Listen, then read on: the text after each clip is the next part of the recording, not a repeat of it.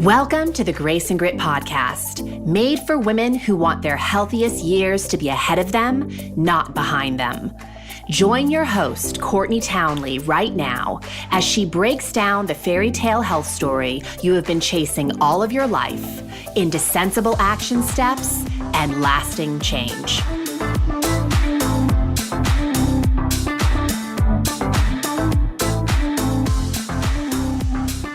Hello, my friends, and welcome to the Grace and Grit podcast. This is your host, Courtney Townley. I'm so grateful you're here. Now, today I want to share with you 6 thoughts that just might be getting in the way of you making the kind of progress you want to be making along your health journey. And why these 6? Because these 6 particular thoughts are ones that I hear clients expressing all the time. And when I do a little digging, 100% of the women who are using these thoughts also get very clear that these thoughts are not useful to them in helping them to create the kind of change they want to make. In fact, these thoughts are acting as barriers. Now, before I get into the 6 thoughts, I want to tell you that I am running a free online masterclass in just a few days. I'm running it on 3 different dates, the 11th, the 13th, and the 15th of May. And why am I running this masterclass? Well, first of all, it's called Women's Health Reimagined, and it's a class I have taught before, and I have received tremendous feedback about it. Women are always super fired up and inspired by this class.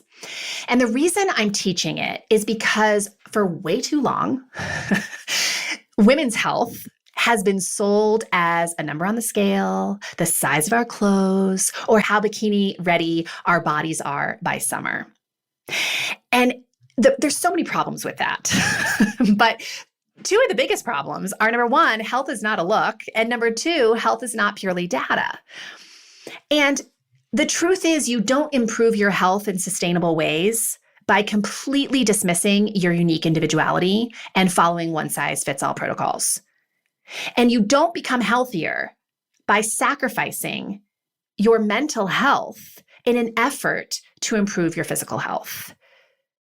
Health is fortified by going in, acknowledging your unique needs and misalignments, healing your unique wounds, and aligning your actions with what you say it is you want for your health and for your life. So this class is an invitation for you to reconsider what health really is and what you actually need to do to improve yours. So if you are interested in joining me for this class, I hope you are, you can head on over to graceandgrit.com/reimagine. Once again, graceandgrit.com/reimagine. And if you follow me on social media, you'll see us plastering this everywhere. So you could also register through one of the links that you find on social media. Now, a lot of you know my story in terms of how I've evolved through the health industry. In fact, my story is the reason I'm so passionate about the work that I teach today. I started off, like a lot of people do in their careers, very naive. I didn't know much. All I knew is I loved movement and I wanted to help women become better movers. But through the past 20 years, I have learned a lot about behavior change, what works and what doesn't. And a lot of that I'm going to be sharing with you inside of that free class, the Women's Health Reimagined class. But I'm telling you this now because today's topic is about kind of changing some thoughts that are preventing you from creating progress. And what I've learned over my career is while actions are awesome and very powerful and very important, how a woman thinks about her process and really about herself is really the game changer.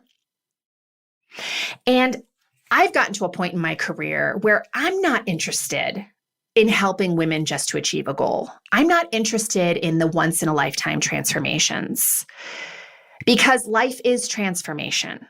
That's what life is. You will forever be transforming. So I want to equip you with skills and tools that will help you to gracefully move through those transformations at every age and stage of life. And truth be told, at the end of the day, it doesn't really matter what information I give a woman about nutrition or exercise. It doesn't matter how awesome the plan or protocol is. It doesn't matter how eager a client seems to change her behavior. None of that matters if she doesn't learn how to manage her mind, which I believe at this age and stage of my life and career is really the biggest barrier for women creating the level of health they truly crave. Most of you know, if you've been listening to this podcast even for more than one episode, you know that health does not grow in negligent and hostile and toxic places, which the mind can really easily become without proper attention and direction.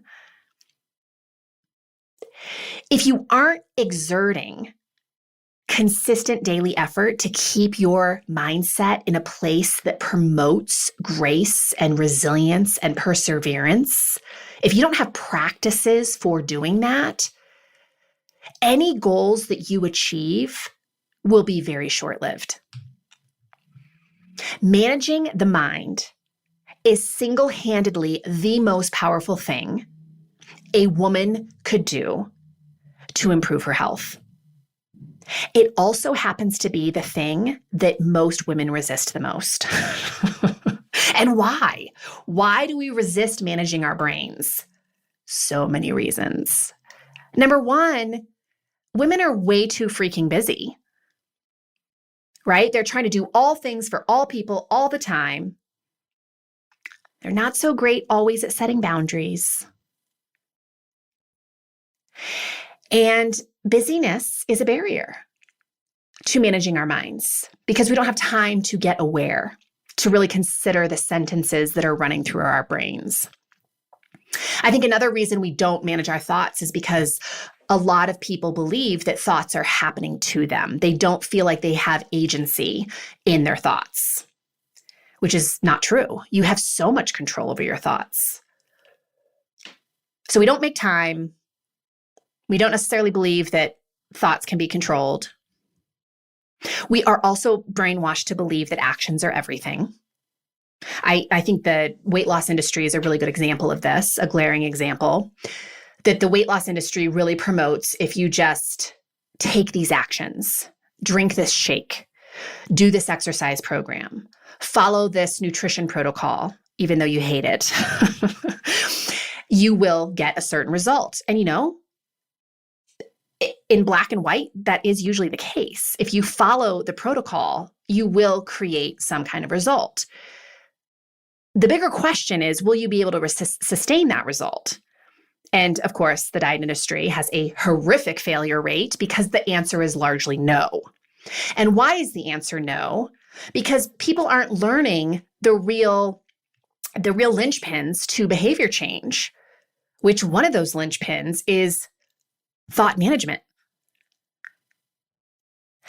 Also, things that are easy to do are also really easy not to do. And taking time to slow down and consider how you're thinking, and if that way of thinking is useful to you, it's not hard, it's not complex. But because it's easy to do, we also convince ourselves that we don't need to do it today. And then we convince ourselves of that again tomorrow and the next day and the next day and the next day. And eventually we've just compounded all this time to keep us right where we are because we've actually not taken any action. I also think that we don't manage our thoughts because we're nervous about what we'll find. I coach a lot of women through thought management, all my clients. It's primarily what I do, coaching my clients through managing their brains. And inevitably, every woman moves through a part of her journey where what she's uncovering about her thought process is not all that awesome. And I do think that some people would just rather keep that can of worms closed. But on the other side of opening that can of worms is so much power and such a fulfilling life and a level of authenticity with yourself that would never be possible otherwise. So thought management, is a really big deal. And I want to share with you now 6 thoughts that are probably getting in the way to some degree of your own process. You may not identify with all of these thoughts, but I guarantee you're going to identify with at least one of them. I've probably done individual podcast episodes on every single one of these thoughts on their own. So if there's a podcast episode I can direct you to, I will, that you can kind of get more information from. So the first thought, I don't have time. Yes, you do. I don't have time is not a true statement. I have time, you have time, everyone has time. But how you choose to spend your time, what you're doing with your time, well, that's different. I tell my students in my consistency code program in the very first lesson that they do with me that I don't have time is not a true statement. What is a true statement is I am not yet willing to make myself a priority. Because how you spend your time reflects your priorities. And I know a lot of people would argue that and say, no, but my priorities aren't that. Well, if that's how you're spending your time, your calendar is very reflective of your priorities. Here's the other truth about time I want you to consider. If you have time to beat yourself up and feel bad about how you're living your life, you do have time. You're just spending it in a very unuseful way. There's a great author, Nur Eyal, I think is how you, I don't know if that, I probably totally butchered his name, Nireyal. But he's written a couple great books. He wrote a book called Indistractable. And he wrote another book that I haven't checked out yet, but it's called Hooked. But Indistractable, I did just recently read because I was doing a masterclass for my Rumble and Rise members on focus. And he has a great line in that book that says time management is pain management. And what I read in that is that when you take ownership of your time, you don't spend all of this extra time feeling bad about what you didn't do or living life out of alignment with what you said you wanted. So I talk a lot about the concept of integrity pain. Integrity pain is when your actions aren't in alignment with what you said you wanted. Time management is pain management because it helps you to get out of integrity pain. You do have time. You just haven't made yourself a priority yet.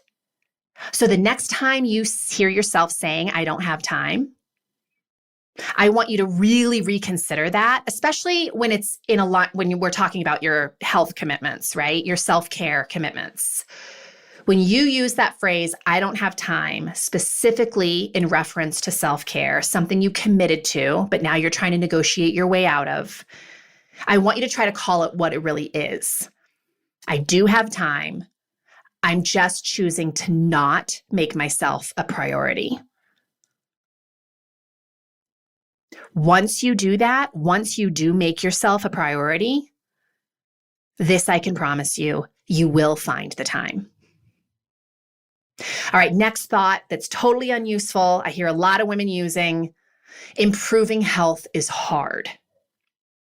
Well, the truer statement here is that using the wrong strategy to improve your health can make improving your health really freaking hard.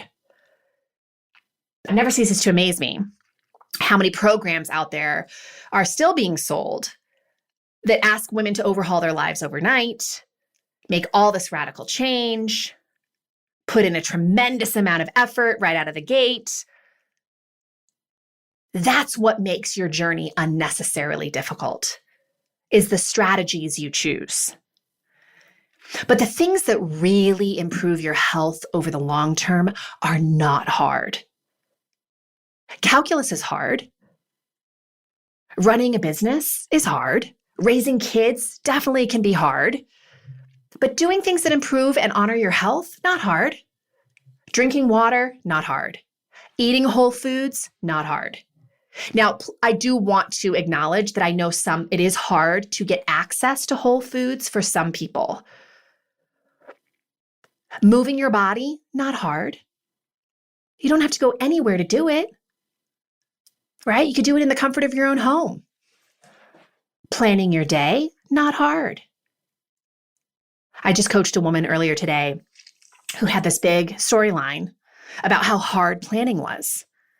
And so I broke it down for her. I walked her through it, asked her some very pointed questions. And in 5 minutes, she had a super solid plan that was totally in alignment with her values for how she wanted to operate for the next 24 hours. Planning is not hard. All these things are uncomfortable, but discomfort and hard are not the same thing. And it's important that you recognize the difference. Are you willing to get a little bit uncomfortable? Hopefully that's a yes. But don't tell yourself storylines that things have to be difficult, because your brain doesn't like difficult. It actually freaks your brain out. And when your brain is freaked out, it doesn't want to do anything. Another thought, everything in moderation. I hear this all the time. Everything in moderation is so healthy. Well, it sounds lovely. But I have to tell you that everything in moderation does not work for an awful lot of people, especially in the initial stages of the change process. So what I mean by that is I have clients who really want to stop craving sugar, but they want to keep eating it. Everything in moderation. So every time they eat sugar, they go down the slippery slope of wanting more sugar. I have clients who want to stop drinking so much, but they still want to drink on the weekends. Everything in moderation. But then when they drink on the weekends, they think about alcohol all week long. And the amount of time and energy they put into resisting alcohol is tremendous. Humans are terrible at moderation. Moderation consumes a tremendous amount of our mental and emotional bandwidth because we think about the substance, we think about not doing the substance. When we do engage with the substance, we feel guilty about it in the aftermath, and then we start the lovely cycle all over again. And the truth is, we live in a culture these days that is selling us concentrated pleasure at every turn. So what is concentrated pleasure? It's anything that's highly rewarding to the brain temporarily, but has the consequence of chemical disruption. So your brain ends up craving more of the thing. So sugar, alcohol, social media, shopping, porn, all of those things can be concentrated forms of pleasure. And the cost to you is that you end up thinking about the thing constantly. So the question I always encourage my clients to consider, and I ask myself constantly, is who is leading the dance here? Because if you're telling yourself everything in moderation, but alcohol is leading the dance because you can't stop thinking about it, I would challenge you to reconsider that moderation thought. If you're saying to yourself everything in moderation, but you obsess about sugar to the point that you're binging on it every day, I would argue that's not really working for you. And sugar is leading the dance. So are you leading the dance? Meaning, can you easily allow an urge for something and not indulge? Can you easily kind of have an urge for something and not spend hours thinking about it, obsessing about it? If you can't, no shame, no guilt, no reason to feel bad, but be honest with yourself that you are not leading the dance. That substance has more control over you than you have over it. So maybe everything in moderation is not working for you.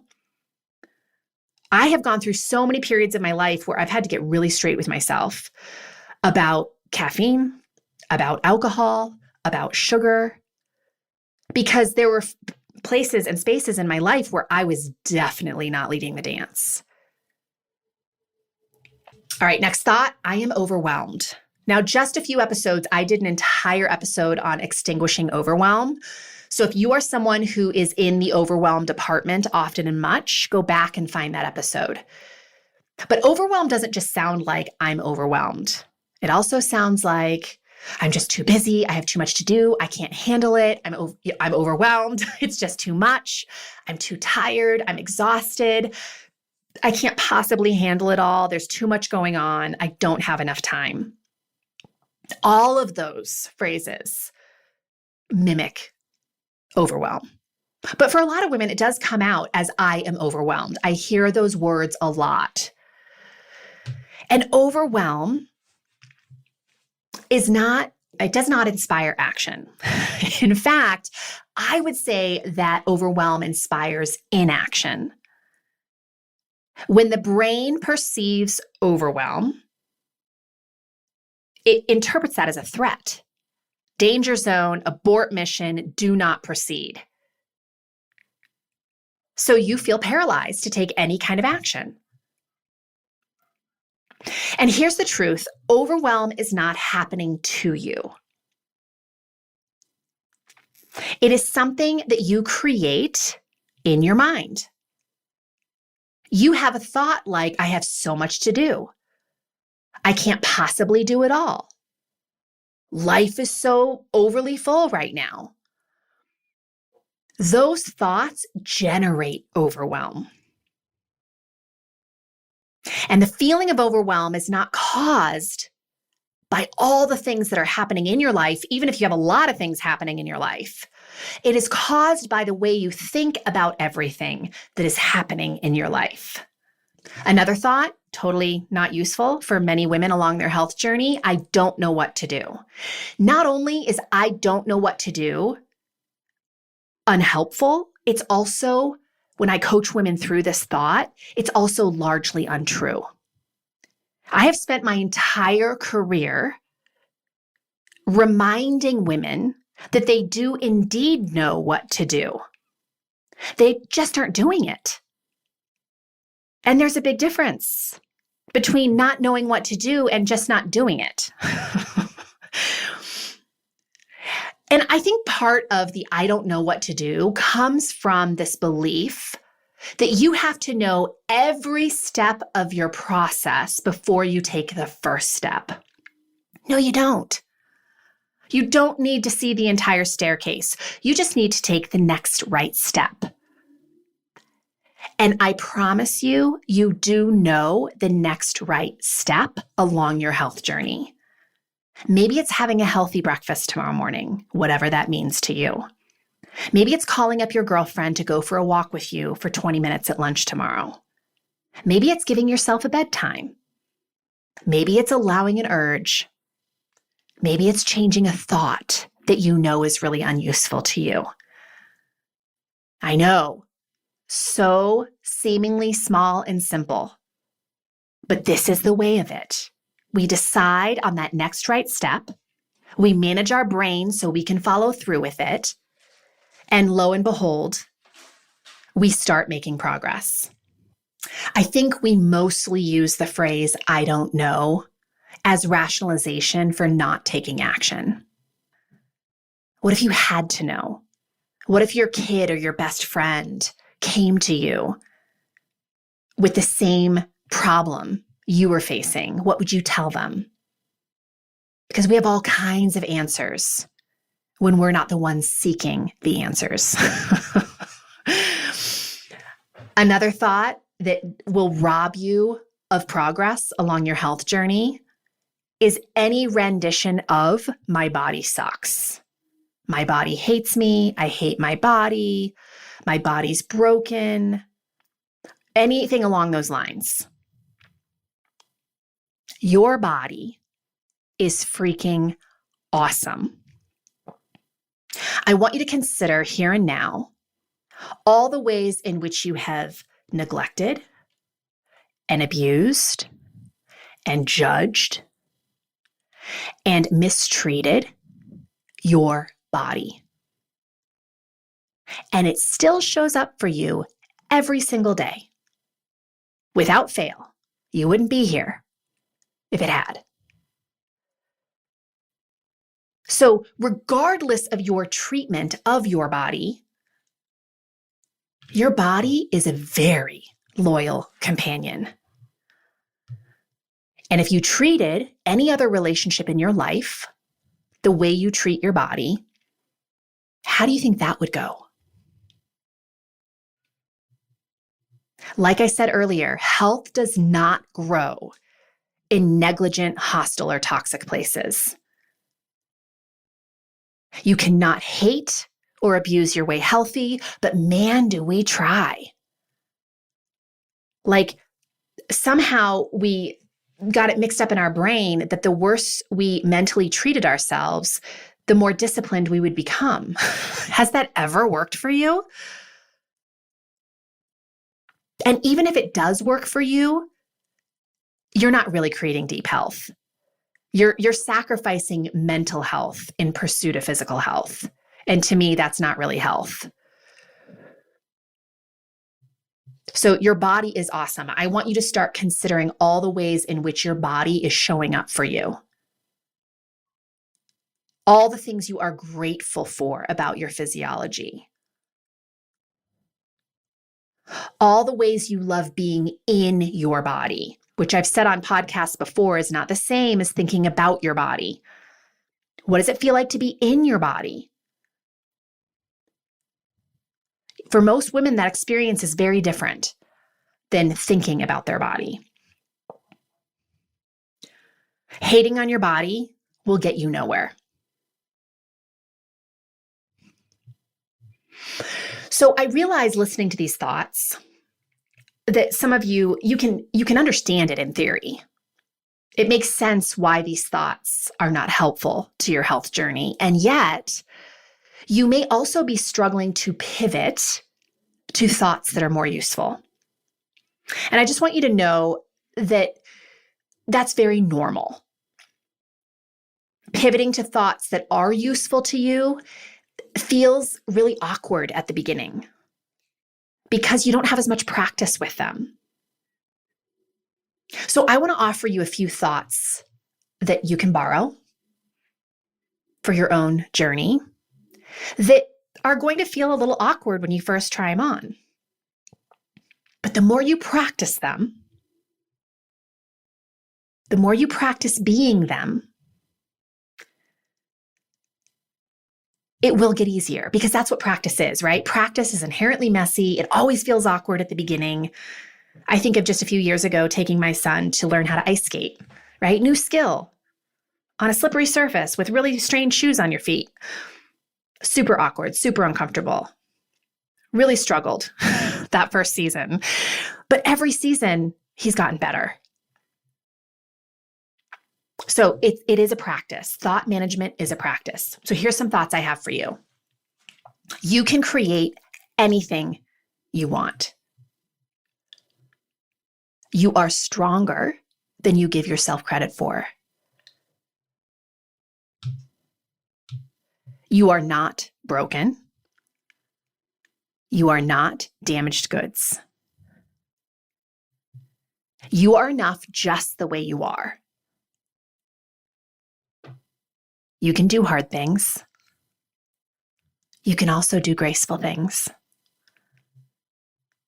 You deserve to be happy and rested and so deeply loved. You are loved. You have plenty of time. Everything is happening right on time. You are one of a kind, beautifully designed, and you are a very unique expression that will never exist again. You are needed. Now, some of you are going to have to replay those thoughts many times. If you struggle to tell these things to yourself, let me tell them to you. So save this podcast, play that on repeat if you need to, and start considering, what else do I want to believe? Because you get to choose. You don't have to believe anything. Just because you've been practicing certain thoughts for a really long time doesn't mean you have to keep them. And all a belief is a recycled thought. It's a thought you have thought so many times, it feels true. So let's start practicing some new thoughts that you want to create as true. All right, my friends, I don't know who needed to hear that. I hope it landed for a lot of you. And before I go, I just want to remind you, the Women's Health Reimagined free online class is happening on the 11th, the 13th, and the 15th of May. And if you want to take part in it, and I hope you do, you just need to go over to graceandgrit.com/reimagine. Once again, graceandgrit.com/reimagine. Be good to yourselves, and I will see you again very soon. Take care.